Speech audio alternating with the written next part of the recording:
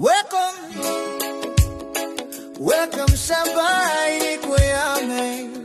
Welcome sa bahay ni Kuya Mel. Welcome sa bahay ni Kuya Mel. Okay, magandang tanghali po mga kalingap, mga ate, mga kuya, mga ka-OFW. Yan, ako po ay nagulat sa balita na nabalitaan ko na si Birador po ay nadisgrasya. So nandito po tayo ngayon sa lighthouse para alamin kung ano po yung tunay na nangyari. So, ayan. Ayan. Nasaan si Birador? Sa loob? Nasaan siya? Anong nangyari sa kanya? Ha? Ulog. Nahulog? Bakit nahulog? Ano ba na? Hindi na ba makapaghintay? Ano, na-balance sa ladder. Wala naman lubid. Wala mo. Akala ko hindi na makapaghintay eh. Hindi naman naglagay sa lid. Hindi na siya ginagay yung lubid. Balance lang ladder. Yan, Tatay Jonel. Hello po. Ano po ba nangyari? Ay, nagmalay po kami, nahulog na po doon sa ladder na kinaapakan niya. Wala naman siyang sinasabi sa inyo problema. Wala naman po. Talagang ano Yan. Ikaw, wala ka bang alam na naging problema niya? Bakit nagkaganon? Wala ba lubid? Wala eh. Meron malupit na hawak. Ganun ba? Nasaan siya? Nandito? Ayan po, puntahan natin si Birador. Yan, tingnan natin.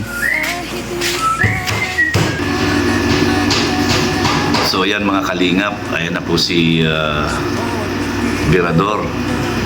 Masakit ba, Birador? Sakit. Masakit. So, asan ang mga mo, injury mo bukod dyan sa ulo? Ito.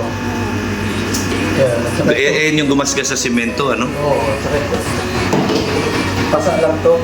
Pero masakit ko, hindi halos siya makadako sa kanya. Ay, kasi nabugbog ba yan? Kanina lang ba yan? Kanina. Kanina umaga. Kanina umaga. Sino nagdala sa ospital? Sinamarke eh. Hindi ko na alam eh. Parang kamalay halos ako eh sa sa sasakyan. Ano, walang ka ng malay? Wala, hindi ko alam kung ano nangyari. Lakas talaga eh. Kasi para kang nasuntok dyan eh. Parang sinuntok ni Pacquiao eh. Tumama ka yata sa bato eh.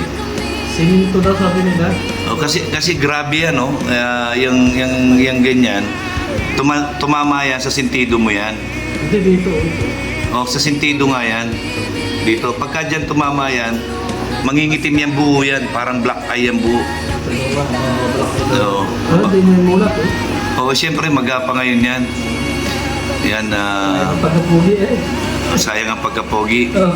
Yan, ano bang naisip mo bakit ganun ang ginawa mo? Hindi. Tulog na sabi gagawin na kasi yung mga doon. Oo. Ngayon, may ginagawa pa sila dyan sa loob. Sabi ko, gagawin ko na ito para hindi na sila gagawa pa. Mabawasan na yung Mabawasan na yung kanilang tatrabahuhin. Kasi wala naman ako ginagawa eh. Oo. Sabi ko magpapawis nila. Tinanggal ko na yan, yung mga nasa paligid dyan. Oo. Pagkatapos nun, lumipat ako dito. Dito pala ako madidiskrasya. Butit hindi ako doon nadiskrasya sa bubong. Oo. Doon ako umakyat sa bubong, natanggal ko na rin yung iba doon sa taas. Oo. At saka ito, natanggal ko na. Nung lipat ko dito, dyan ako nadiskrasya. Wala naman lubid na nakita dyan. Wala. Ah, Kung may loob idiniretso ko na habang ako dapat tinali ko nga din eh. hindi kasi akala ko May pagkamatay. hindi mo na napigilan. Hindi ka na makapaghintay talaga. Namamatay. Hindi. Makapaghintay sa pagdating ni Gingging. Hindi hihintay ko nga eh. Ibig sabihin, alam na ni Gingging. Oo, alam na. Di sobrang alala ni Gingging sa'yo. Dalawang beses na tumawag kanina. Oo. Tinatanong kung ano yung nangyayari sa akin. Sabi sa akin umuwi ka na ng kapis. Umuwi ka na daw ng Capiz. Oo, pinauwi ako ng kapis. Bakit sa Capiz? Saan yung Capiz? Sa kanila. Sa kanila? Pinapauwi ka na doon? Oo, ang likot-likot ko daw eh. Ang likot-likot mo dyan. Yan, ba't ka kasi malikot? Hindi, natulong ako. Inaano ko ito. Parang sabi ko, wala man ako inagawa. Hindi makatulong-tulong. So, ayan lang ang mga damage mo. Yung sa ulo, yung sa braso, Saka ito. saka yung sa tuhod. So, doon sa wala naman damage. Wala. In-screen, x-ray ba? Sa ulo mo, walang damage. Yan. Pero bawal ako matulog ngayon. Bawal ka matulog? Bakit? Ay sabi ng doktor baka daw pag natulog, di na magising. Wala namang internal hemorrhage. Wala. ang inaga-anohan ng doktor ay ito. Kung ito ay lalala, Posibleng lumuwa yung mata mo. hindi. Yung halimbawa, mid na operahan ito. Operahan. Bakit? Gawa ng, ito yung ubing-ubi eh. Talagang, Hindi. Kasi baka meron na muong dugo dyan. baka may mamudo na dugo. Operahan ito.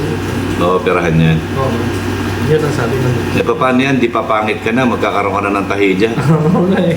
Ha? Pero hindi, ano pa naman, sabi ng doktor, ngayong maghapon titingnan mo na kung ano yun. Pero yung above dito sa ulo, yung, kasi kung nag-crack yung ulo, ay, Yung skull. Oo. May posibilidad na pumasok yung dugo doon sa utak. Ay, Yun ang mahirap. Magkakaroon ka ng internal hemorrhage. Yan, Pero sabi magkaklag naman, yung dugo mo dyan. Ito lang daw talaga, wala naman daw damage. Oo. Ito lang talaga. So pag ito ay nabuong dugo, yung ibig sabihin yung dugo ay Hindi na ilabas. hindi na ilabas. Magiging Ay di, kailangan operahin kasi kasi magiging cause ng cancer yan. cancer daw, cancerous yan. Hanggang sa mga bulag daw ako pag yan ay hindi inalis. Patanggal na lang natin yung mata. Wag, hindi ko makikita ang magaganda. Hindi mo makikita ang Hindi ko makikita ang ganda ni King. kala ko hindi mo makikita yung magaganda. Hindi maganda, ganda. Ano ba narinig mo? Hindi narinig doon, kaya sana ako. Mali ka ah. Grabe. Nagkaganyan ka na, magaganda pa rin yung gusto mo makita. Ay katulad ng mga tanawin. Gandang tanawin. Oo, maganda tanawin. Ano ba? At saka ito pala, masakit ito. Sa mga nanonood sa atin, ano gusto mong sabihin sa kanila, yung mga nag-aalala sa'yo? Ay, huwag na kayo mag-alala, buhay pa naman. Yung mga babaeng nag-aalala sa'yo. Ayan. Sino lang mga babae nag-alala? Mga supporters. Isa lang nag-alala sa akin, si King. Na? Si King, ang nag-alala sa akin. Siging lang ang nag-aalala sa'yo. Yan lang. Yan. Dami yung mga nagre-resitang gamot. Bawal din akong pagka kasi pinaligo niya ako, sabi sa akin maligo daw. Bago pag halimbawa ito ay Bawal ka pa maligo ngayon. Naligo na. Naligo ka na? Kasi para daw ito ay mabasa. Para yung dugo tuloy-tuloy na mabubuhay. Kasi pag yan daw ay pinainitan ko, ma-stuck yung dugo dito. Oo. Kaya kinakailangan na may ilo nga ito daw. Nakapaligo ka na? Hindi kasi kung hindi ka pinaliligo, wala namang problema doon dahil sanay ka naman.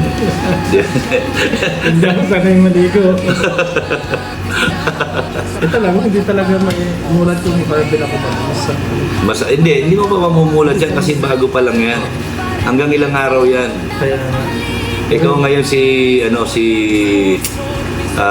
Birador Kirak.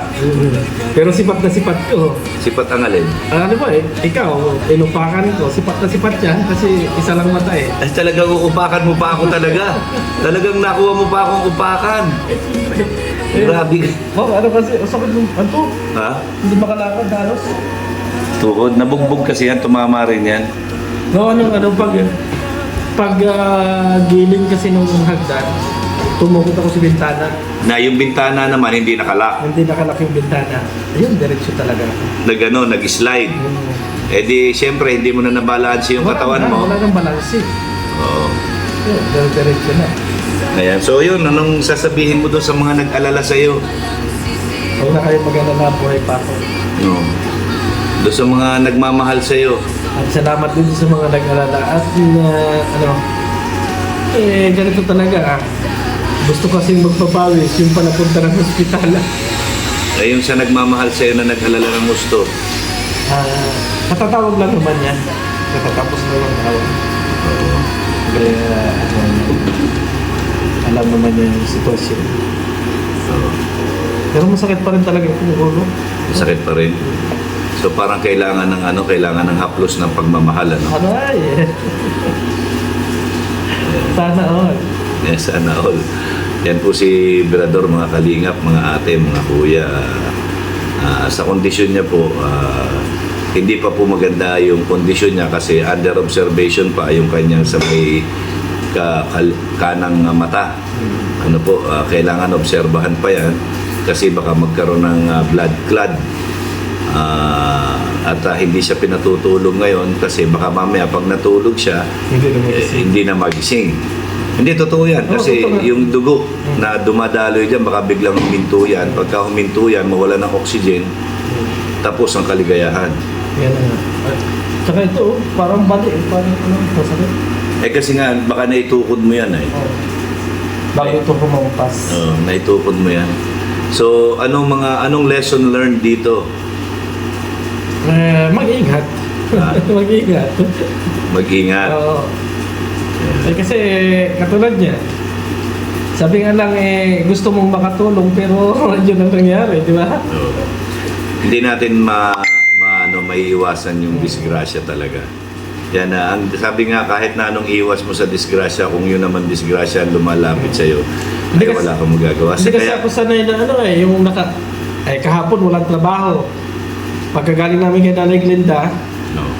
anong oras kami? Alas 12 yata po. Alauna na dito na kami. Mula alahuna hanggang alas 6. Nakaungkot na ako. Wala na akong trabaho. O ngayon, meron nagtrabaho. Ay sabi ko, tulong-tulong ako dyan. Alam mo naman ako, daraging pagka may dyan. Oo nga. Natulong ako kahit na hindi man ako napatulong. Oo nga. Isa lang ang tawag doon.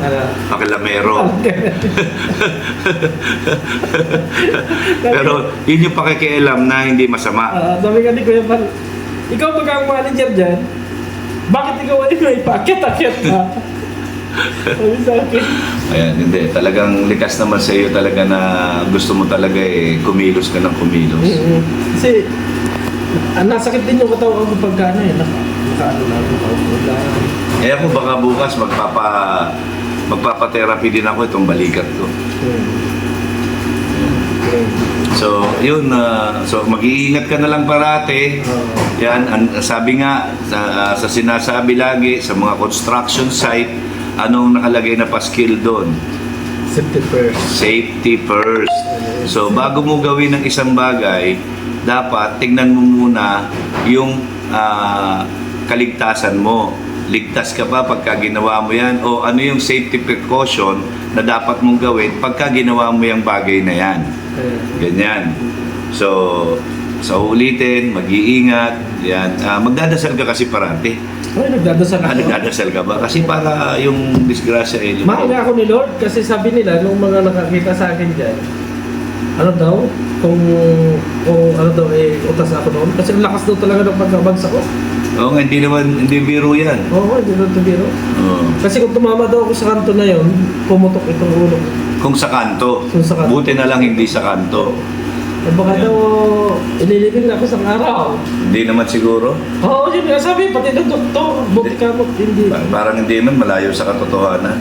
Siyempre, maganda shoot ako. Oo. Kahit dyan mahinga pa ako. Devil is always a devil. Wag sinabi mo mamatay ka na. Maganda yung girlfriend ko, delikado. Delikado ka. Bata pa yon. Oo. Alam mo na, sabi nga ng mga karpintero, si paring mason, sumasalisi pagka wala ako, nagtatrabaho. Yari ka. Kaya, ang sinabi ko, ay, patay na si Bira, talagang pag may hininga pang kaunti na, hindi pa! Patay! So, yun po mga kaligap, mga ate, mga kuya. Maraming salamat, Birador. Ano? Salamat. Yan, yun lang ang masasabi Ba't pala ka napunta ko. dito? Ha? Ba't ka pala napunta? Dahil nga nakita ko sa may nagpadala sa akin ng litrato mo, kaya nagulat ako. Kaya tumawag kaagad ako sa iyo. Kahit na pangit ka alam mo namang nag-aalala pa rin ako sa iyo.